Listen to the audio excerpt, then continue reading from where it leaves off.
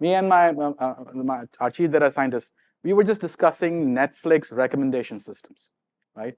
And we were like, he was just this is before we had done this, and he was describing to me. We were curious because we share a lot of common taste in movies, and he would say, hey, watch this movie or this, right? And I would also, on Spotify, sometimes I'd be listening to music and suddenly he'll recommend, you should listen to this. And I'm like, how did this guy, this piece of software know that I like this? And then we did some research on it, and we found out that every piece of movie, every piece of song can be decomposed into called features. Right? So you think of a movie, Pulp Fiction, right?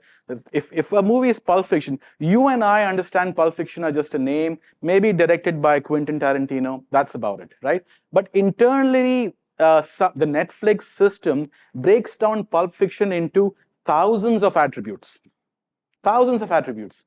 Like, this movie has a screenplay like this movie has this and that. So it breaks down a movie into 1,000 attributes. Now you take another movie, which will have another 1,000 attributes, and then the system just does an intersection of those attributes. So if I've liked Pulp Fiction, most likely I'm going to like the other movie, because out of those 1,000 attributes, 60 attributes in that movie match 60 attributes in this movie. So most likely Nitin is going to like that movie. That's how recommendation systems work. Then we realized that means recommendation systems are correlating these two movies, right? Pulp Fiction and Jackie Brown got correlated because of certain common attributes.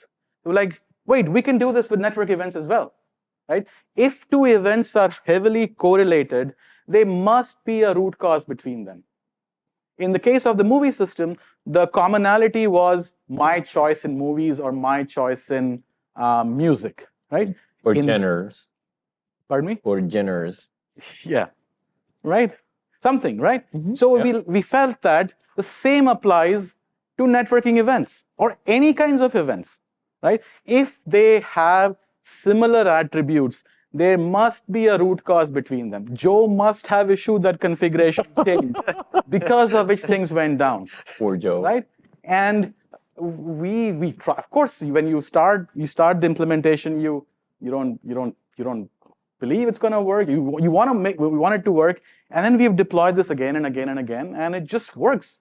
And the magic of this algorithm is it's domain independent, right? I do not have to model the underlying domain, right? Some folks might argue that you're losing some fidelity, right? That's okay, right? Because as soon as you rely on understanding the domain, you become you get embedded in it, and every network looks very different. You then have to start taking care of every nuance in the rule modeling.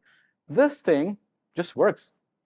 Of course, the premise here is tags have to be well documented. You have to have good tagging. So I'm like, let's solve that problem. It's a data problem.